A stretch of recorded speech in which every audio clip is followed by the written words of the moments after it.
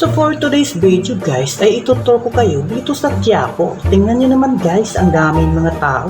Sabi nila, delikado daw dito sa Quiapo. Pero hindi alam, mas delikado pala ay ma-fool ka sa maling tao. Tiyan!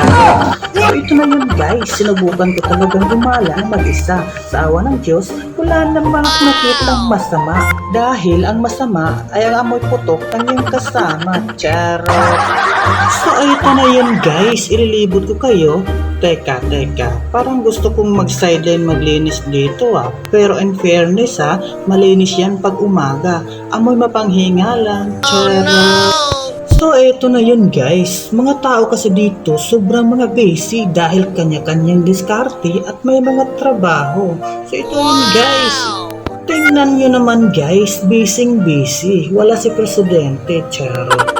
Another day, another blessings, kaya ito ko kayo sa pinakasikat na simbahan dito sa Quiapo na mapapanood nyo sa Encantadia. Charot! Ay sa Batang Quiapo.